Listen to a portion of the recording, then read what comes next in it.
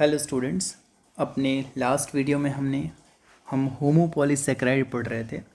जैसा कि नाम से ही ये एक्सप्लेनेटरी है, खुद ही पता चल जा रहा है होमोपॉलीसेकेराइड यानी ऐसा पॉलीसेकेराइड जिनमें जो सेम तरह की मोनोमरिक यूनिट्स से बना हो। यानी अगर ग्लूकोज से बना है तो सिर्फ ग्लूकोज ग्लूकोज ग्लूकोज की बहुत सारी रिपीटिंग यूनिट्स हो और वो उन्हीं से बना हो, या फ्रक्टोज से बना है तो सिर्फ फ्रक्टोज से बना हो। उसमें वेरियस टाइप्स के मोनोमेरिक यूनिट्स ना हों।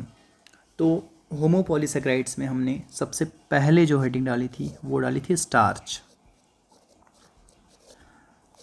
तो अब हमारी हेडिंग पड़ जाएगी स्टार्च, और स्टार्च के बारे में हम लिख सकते हैं कि ये सेवरल थाउजेंड और मोर अल्फ़ा ग्लूकोज यूनिट्स से मिलकर बनता है। तो पहला जो स्टार्च का डेफिनेशन हो जाएगा हमारा, मेड ऑफ सेवरल थाउजेंड और more alpha glucose units. Alpha glucose क्या है अभी आगे हम समझ लेंगे। वैसे हमने पहले भी समझा था कि अगर एनोमेरिक कार्बन पे OH नीचे की तरफ है तो अल्फ़ा ग्लूकोज होगा। Alpha glucose units joined by glycosidic linkage.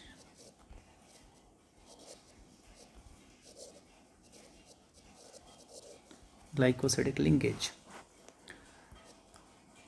दूसरी बात कि ये किस स्टार्च का रोल क्या है, इसका इस्तेमाल क्या है, तो हम लिखेंगे ये है रिजर्व या stored food in plants and algae. Plant और एल्गी दोनों ही से स्टोर्ड फूड के फॉर्म में, फूड को इस फॉर्म में, स्टार्च के फॉर्म में स्टोर करते हैं। फॉर एग्ज़ाम्पल हम इसको पूरा अगर समझे तो फोटोसिंथेसिस में ग्लूकोज बनता है, फिर उस ग्लूकोज को ट्रांसपोर्ट करने के लिए सुक्रोज में कन्वर्ट किया जाता है। एक ग्लूकोज और एक फ्रक्टोज को आपस में जोड़ के सुक्रोज बनता है, और जब स्टोर करना होता है तो प्लांट उसे स्टार्च के फॉर्म में कन्वर्ट कर देता है। और स्टार्च के फॉर्म में कन्वर्ट करने का प्लांट का अपना पर्पस है, क्योंकि स्टार्च रिएक्टिव नहीं है और रिड्यूसिंग शुगर नहीं है, ये एक पॉलीसेकेराइड है। और चूँकि जब स्टार्च बनता है बहुत सारे ग्लूकोज मॉलिक्यूल आपस में जुड़ते हैं, तो जितने ग्लूकोज मॉलिक्यूल जुड़ते हैं उतनी बार वाटर का रिमूवल होता है, तो ओवरऑल स्टार्च कॉम्पैक्ट बन जाता है, तो स्टोरेज में और इजी होता है। तो हम लिखेंगे यहाँ पे दो रीजंस कि क्यों प्लांट स्टार्च को ही स्टोर करता है, सीधा ग्लूकोज ही क्यों नहीं स्टोर कर लेता। तो आंसर होगा कि ये अनरिएक्टिव है, और दूसरा जो रीज़न है वो है कि ये कॉम्पैक्ट है। और कॉम्पैक्ट का भी रीज़न लिख लेंगे क्यों है, due to water removal. Due to water removal. और एग्जैक्टली वाटर कैसे रिमूव हो रहा है अभी हम जब स्टार्च को बनाएंगे तो हमें खुद समझ में आ जाएगा।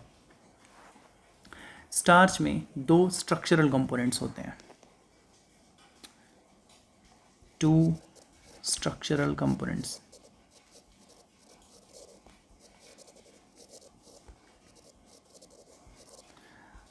अभी तो हमने कहा था कि स्टार्च सिर्फ और सिर्फ ग्लूकोज से बना हुआ है, तो फिर ये क्या बात हुई कि इसमें दो स्ट्रक्चरल कंपोनेंट्स होते हैं। इसका मतलब ये है कि स्टार्च बना तो सिर्फ ग्लूकोज से है, पर वो ग्लूकोज दो तरीक़ों से जुड़ा हुआ है स्टार्च में, दो फॉर्म्स में प्रेजेंट है वो ग्लूकोज। वो जुड़ने का तरीका क्या है, ग्लूकोज दो तरह से कैसे प्रेजेंट है वो हम समझते हैं। पहले ये समझ लेते हैं कि उन दो फॉर्म्स का नाम क्या है। टू स्ट्रक्चरल कंपोनेंट्स हैं इसके, एक है एमाइलोज और दूसरा है एमाइलोपेक्टिन। एमाइलोपेक्टिन और एमाइलोज। किस बेसिस पे ये क्लासिफिकेशन हमने किया है, ये क्लासिफिकेशन इस बेसिस पे है कि ग्लूकोज किस फॉर्म में प्रेजेंट है। बेसिस हम लिख सकते हैं glucose is present in two form. Glucose is present in two forms. The first one is amylose. Amylose ज़्यादा नहीं होता है, 20% होता है, और एमाइलोपेक्टिन पूरे स्टार्च में 80% पाया जाता है। अगर हम स्ट्रक्चर देखें कि एमाइलोज बना कैसे है, तो ये तो हमें पता है कि पूरा का पूरा स्टार्च ही अल्फ़ा ग्लूकोज से बना है, तो एमाइलोज भी अल्फ़ा ग्लूकोज से ही बनेगा और एमाइलोपेक्टिन भी अल्फ़ा ग्लूकोज से ही बनेगा, लेकिन अल्फ़ा ग्लूकोज के जुड़ने का तरीका अलग अलग होगा। तो वो तरीका हम समझते हैं। यहाँ पे एमाइलोज में जो लिंकेज पाया जाता है, जुड़ने का तरीका अलग अलग है, मतलब लिंकेज अलग अलग होगा। यहाँ पे जो लिंकेज है वो है alpha 1,4 glycosidic linkage.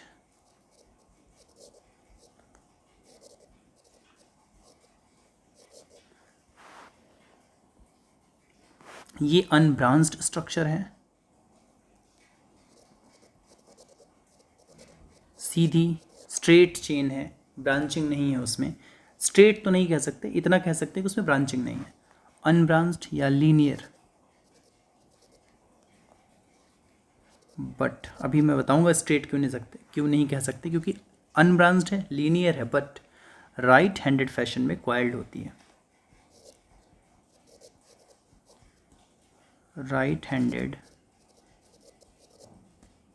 Coiled structure.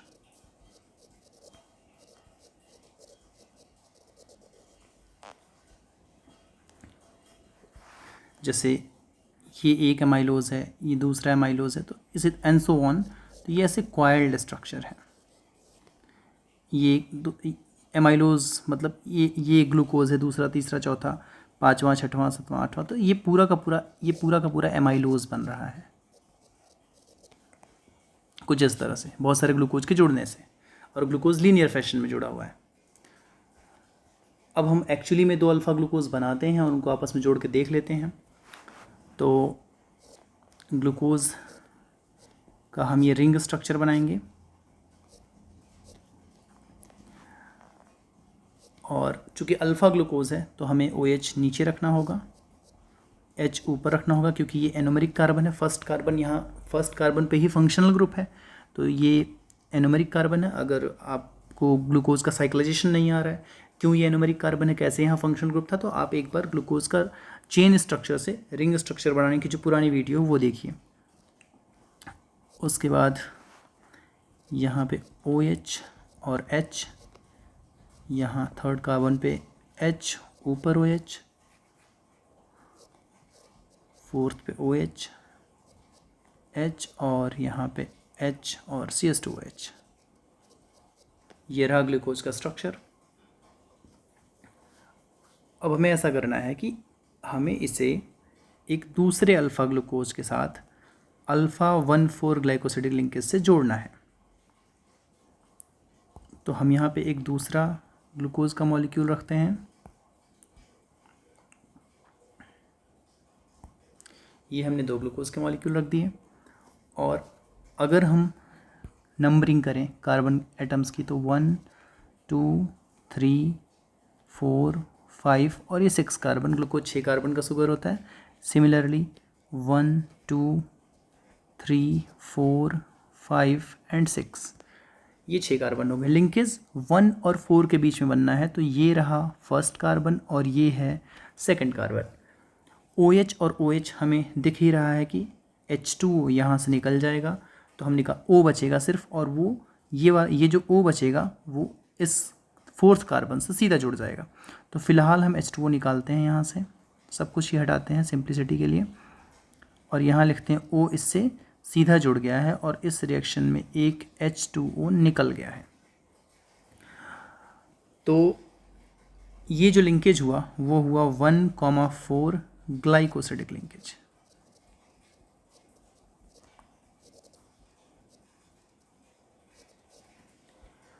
यहाँ हमने सिर्फ 2 ग्लूकोज यूनिट्स को आपस में जोड़ा है, पर ये बात अंडरस्टूड है कि इसका मतलब इस ग्लूकोज का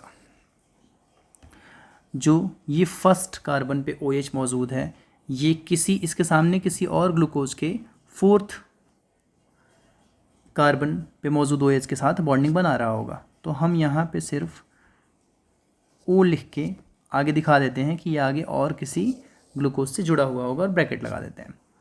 और सिमिलरली इस ग्लूकोज का 4th कार्बन पे मौजूद OH का O इधर किसी और ग्लूकोज के 1st कार्बन पे मौजूद OH से जुड़ा हुआ होगा, तो इधर भी हम ब्रैकेट लगा के दिखा देते हैं, और ये n टाइम्स होगा, कई बार होगा।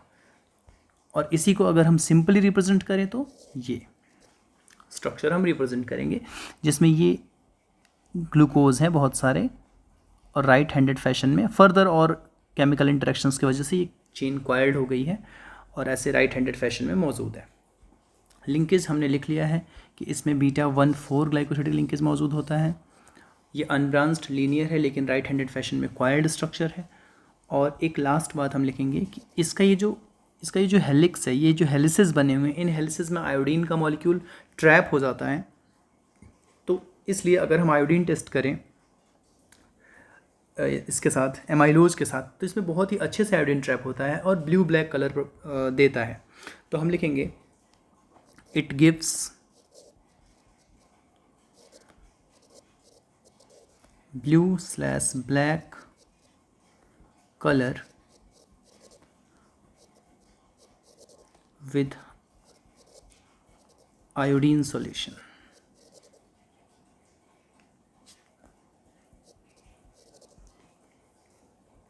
और लास्ट बात कि ये वाटर सॉल्युबल होता है। ये जो कुछ भी बातें हमने पढ़ी हैं, ये सारी बातें एमाइलोज के बारे में है। और अब हमें पढ़ना है एमाइलोपेक्टिन के बारे में।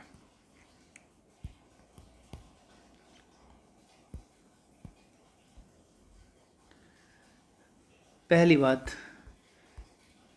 कि एमाइलोपेक्टिन में 2 तरह के लिंकेज पाए जाते हैं। एमाइलोज की तरह सिर्फ अल्फा-1,4 ग्लाइकोसिडिक लिंकेज नहीं होता, यहाँ पे अल्फा-1,4 एंड अल्फा-1,6 दोनों ही ग्लाइकोसिडिक लिंकेज मौजूद होते हैं। तो पहली बात अल्फा-1,4 ग्लाइकोसिडिक लिंकेज,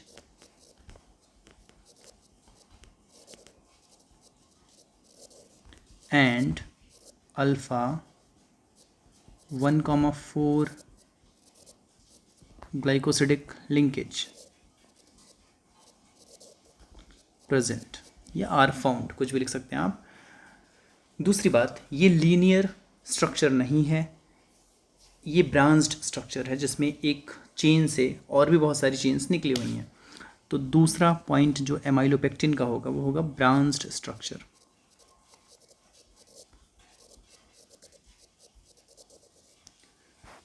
और ब्रांचिंग कितनी रिपीटेटिव है, कितनी एक्सटेंसिव है, कितनी ज़्यादा है, अगर हमसे ये पूछा जाए तो हम कहेंगे कि ऑलमोस्ट हर 20 से 25 ग्लूकोज के बाद, हर 20 से 25 ग्लूकोज यूनिट्स के बाद एक ब्रांचिंग हो जाती है। तो हम यहाँ लिख सकते हैं आफ्टर एवरी 20 to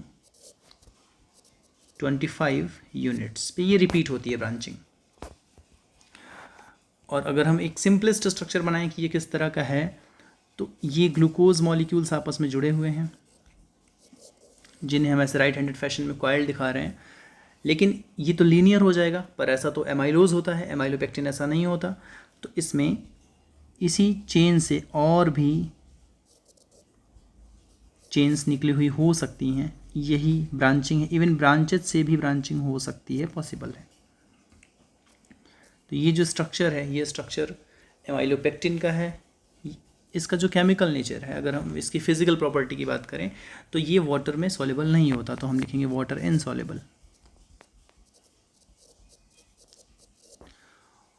और इसका स्ट्रक्चर भी हम ड्रॉ कर लेते हैं। हमें बताना पड़ेगा कि ब्रांचिंग आखिरकार बनती कैसे है, ब्रांचिंग का बनना पॉसिबल कैसे है। तो ये लीनियर चेन हमें देख के समझ आ रहा है कि ये तो बिल्कुल एमाइलोज जैसी ही है। तो लीनियर चेन को समझने के लिए हम एमाइलोज का ही स्ट्रक्चर कॉपी कर सकते हैं, उसमें कुछ भी डिफरेंट नहीं है।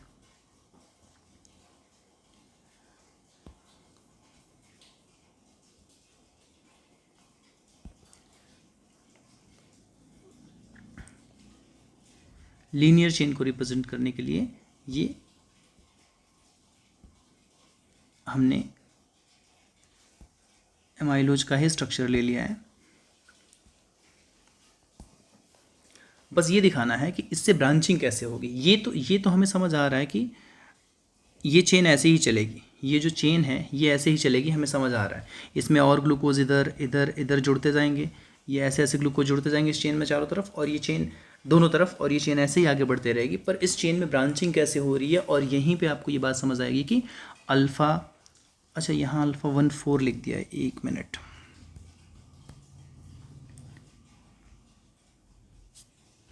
Alpha 1,4 and alpha 1,6 glycosidic linkage, glycosidic linkage. इसमें दो तरह के लिंकेज होते हैं, 1,4 दो बार हो गया था लिखने में, पर एक अल्फ़ा 1,4 ग्लाइकोसिडिक लिंकेज होता है और दूसरा अल्फ़ा 1,6 ग्लाइकोसिडिक लिंकेज होता है। तो यही अल्फ़ा 1,6 ग्लाइकोसिडिक लिंकेज हमें समझना है, और अल्फ़ा 1,6 ग्लाइकोसिडिक लिंकेज बनने से ही एमाइलोपेक्टिन में ब्रांचिंग पॉसिबल हो पाती है। तो ये एक चेन है, और इसी चेन के ऊपर हम एक चेन और बना लेते हैं।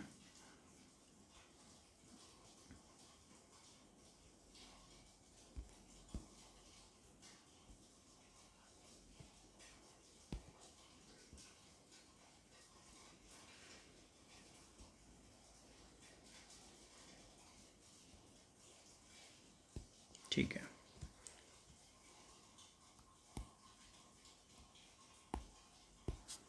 अब देखिए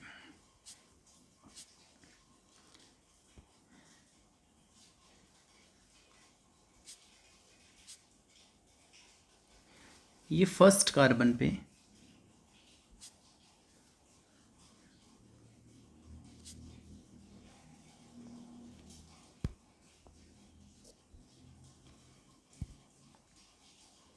जो CH2OH है वो तो, ये तो CH2OH वापस लिख देते हैं।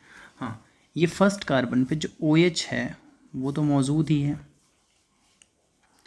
लिंकेज का नाम मिटा देते हैं यहाँ जगह के लिए,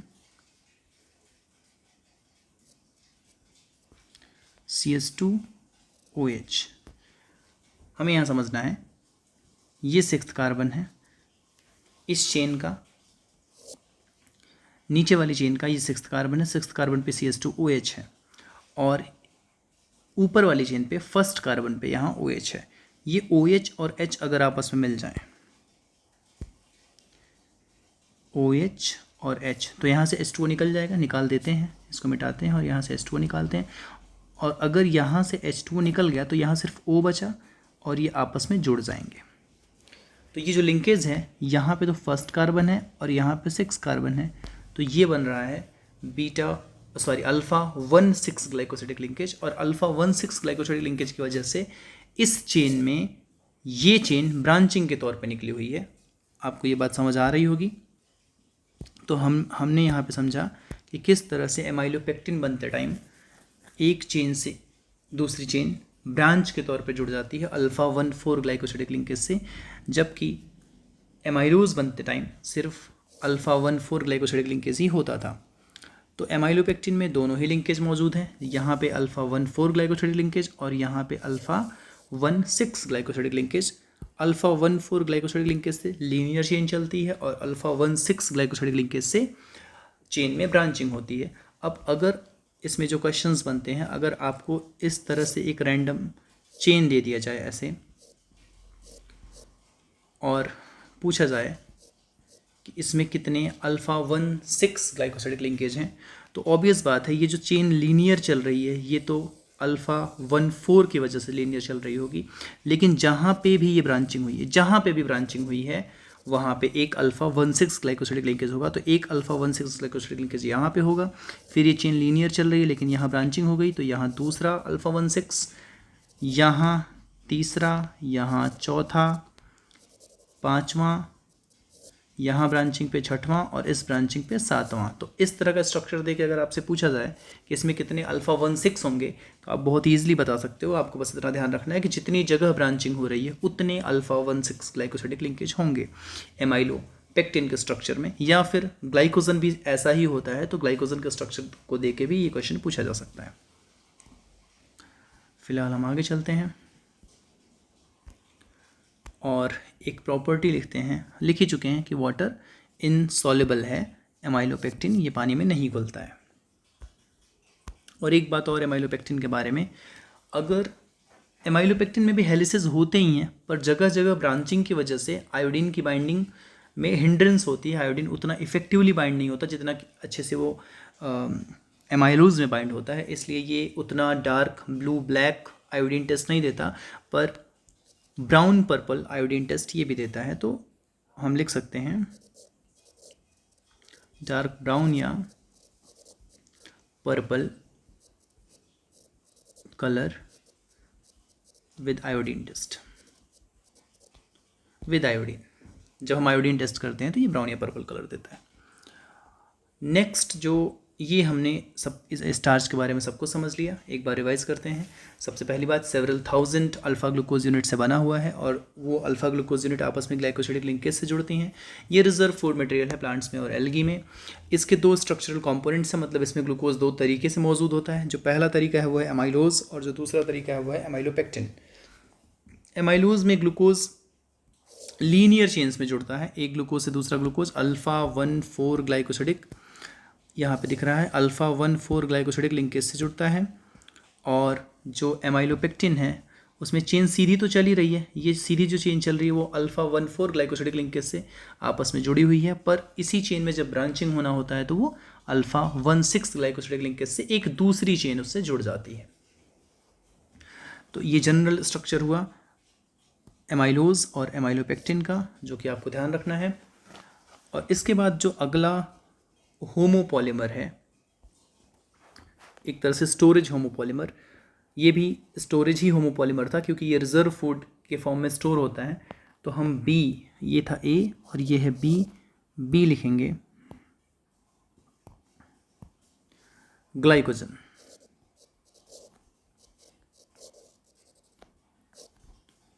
ग्लाइकोजन, अगर हम एमाइलोपेक्टिन समझ चुके हैं तो ग्लाइकोजन समझना बहुत आसान है क्योंकि ये भी several thousand alpha glucose unit से मिलके बना होता है और इसका स्ट्रक्चर एग्जैक्टली एमाइलोपेक्टिन के ही जैसा होता है, बस इसकी ब्रांचिंग ज़्यादा एक्सटेंसिव होती है, ज़्यादा फ्रिक्वेंट होती है।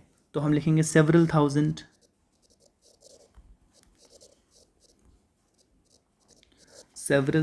और मोर alpha glucose unit.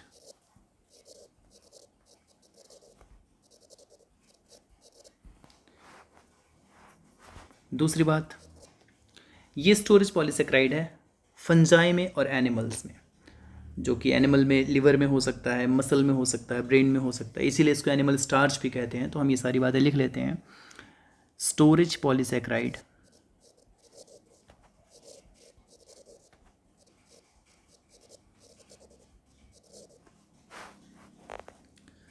In animal and fungi.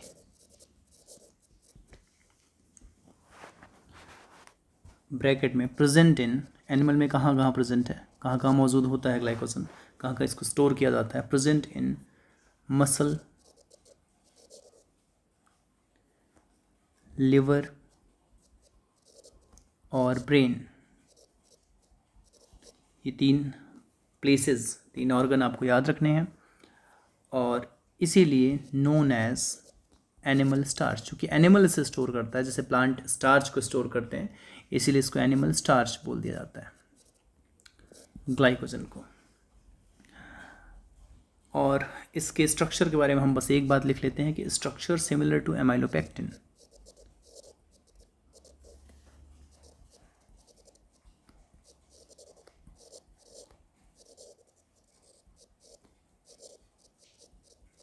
Amylopectin but highly branched,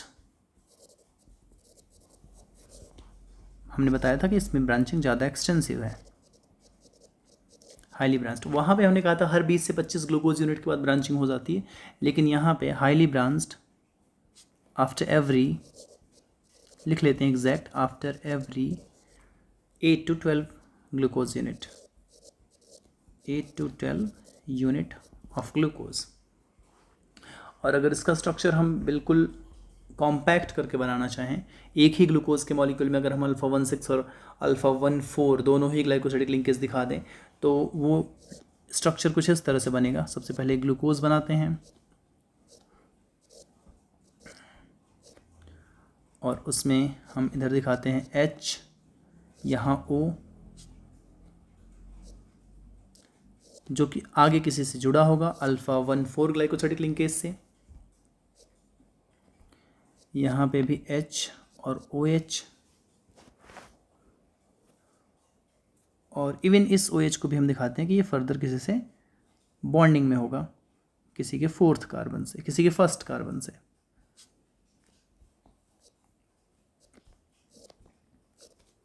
चूँकि ये 1st कार्बन था तो इसका OH किसी के 4th कार्बन के OH से अटैच्ड होगा, और इधर OH, H और OH, बाकी यहाँ H और CH2, और यहाँ का OH अल्फ़ा 1,6 ग्लाइकोसाइडिक लिंकेज बनाने में इन्वॉल्व होगा ताकि ब्रांचिंग हो सके। तो ये ओवरऑल पहला, दूसरा, तीसरा, चौथा, 5वां और 6वां कार्बन। तो हमने दिखा दिया कि किस तरह से इधर लिंकेज बना के ये चेन लेफ्ट में बढ़ रही है, इधर लिंकेज अल्फ़ा 1,4 दोनों ही साइड, इस साइड भी अल्फ़ा 1,4 ग्लाइकोसाइडिक लिंकेज, इधर भी अल्फ़ा 1,4 ग्लाइकोसाइडिक लिंकेज, और ये अल्फ़ा 1,6 ग्लाइकोसाइडिक लिंकेज। तो इस तरह से ये चेन बढ़ती हुई जाएगी और हाईली ब्रांच्ड स्ट्रक्चर बनेगा एमाइलोपेक्टिन के जैसा ग्लाइकोसम। अगला जो स्टोरेज पॉलीसेक्राइड है वो है इनुलिन। तो अब हम इनुलिन की बात करेंगे, सी इनुलिन।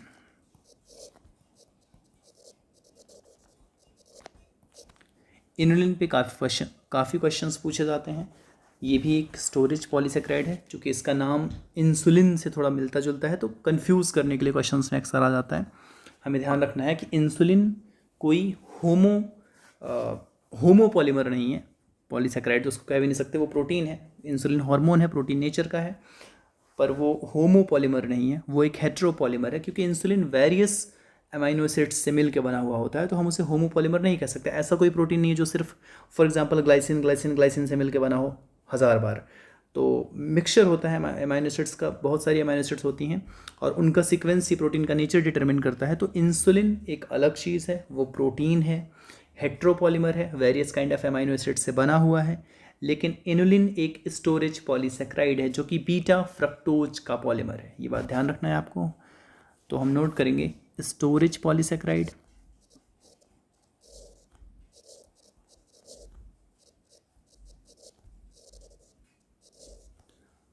और दूसरी बात पॉलीमर ऑफ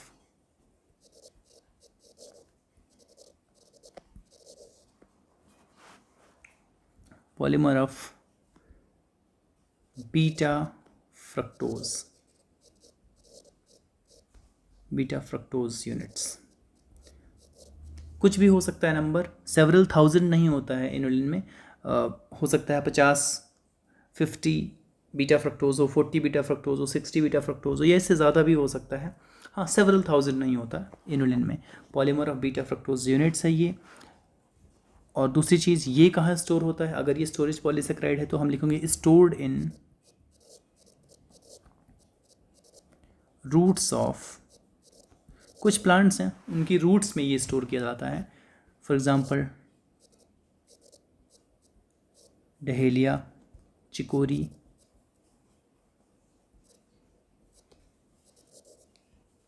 और एस्पैरागस।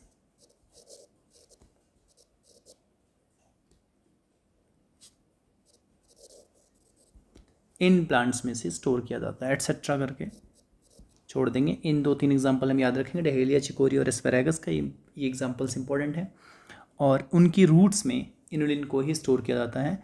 एक इम्पॉर्टेंट बात है इनुलिन के लिए कि इनुलिन हमारी बॉडी में मेटाबोलाइज नहीं होता। मेटाबोलाइज क्यों नहीं होता? क्योंकि ऐसा कोई एंजाइम नहीं है हमारी बॉडी में जो इनुलिन को डाइजेस्ट करे, इनुलिन को मेटाबोलाइज करे। तो ये बॉडी में जिस तरीके से जाता है, जित अमाउंट में जाता है, उसी अमाउंट में ये बॉडी से एक्सक्रीट आउट किडनी के थ्रू कर दिया जाता है, यानी मेटाबोलिकली इनर्ट है। हम एक टर्म यूज़ करेंगे, मेटाबोलिकली इनर्ट। हम लिखेंगे, पहले हम लिखेंगे नॉट मेटाबोलाइज्ड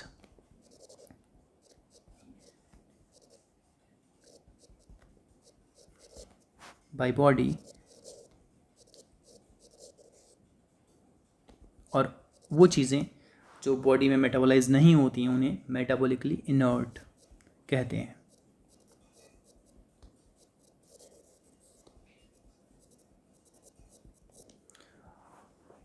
इसका मतलब क्या है कि अगर ये बॉडी में एनी हाउ इंट्रोड्यूस होती है, ब्लड में इंट्रोड्यूस होती है, तो ये रेडियली जो है किडनी से फिल्टर कर दी जाएगी। Hence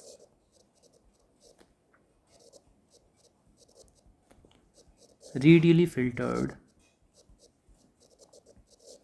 bye kidney. तो इसका क्लिनिकल यूजेस क्या हो सकता है? इसका मतलब है कि अगर एक पर्टिकुलर अमाउंट में किसी पर्सन को इनुलिन दिया जाए, उसके ब्लड में इनुलिन इंट्रोड्यूस कराया जाए, तो एक स्टैंडर्डाइजेशन किया गया है कि कितने टाइम में कितना अमाउंट ऑफ इनुलिन किडनी के थ्रू निकल जाना चाहिए एक हेल्थी किडनी में, और मतलब फिल्टर होके निकल जाना चाहिए। तो बेसिकली हम इनुलिन का इस्तेमाल कर सकते हैं ग्लोमेरुलर फिल्ट्रेशन रेट को डिटरमिन करने में कि whether kidney is working properly और नॉट। तो अगला पार्ट हम इसमें ऐड कर लेंगे। इनुलिन इज़ यूज्ड, अपनी इसी प्रॉपर्टी मेटाबॉलिकली इनर्ट होने की वजह से inulin is used to measure GFR, glomerular filtration rate. तो आज हमने जो कुछ भी पढ़ा है वो था एक होमोपॉलीसेक्राइड, और होमोपॉलीसेक्राइड में भी हमने सिर्फ और सिर्फ स्टोरेज पॉलीसेक्राइड की बात की है। अपने नेक्स्ट वीडियो में हम बात करेंगे कुछ स्ट्रक्चरल पॉलीसेक्राइड्स के, जैसे कि सेलुलोज सेल वॉल का चीफ मटेरियल है, तो सेलुलोज के बारे में हम नेक्स्ट वीडियो में बात करेंगे। उसके अलावा काइटिन के बारे में, इसके स्ट्रक्चर के बारे में नेक्स्ट वीडियो में डिस्कस करेंगे, और उसके बाद फिर हम शुरू करेंगे हेट्रोपॉलीसेक्राइड्स। Thank you.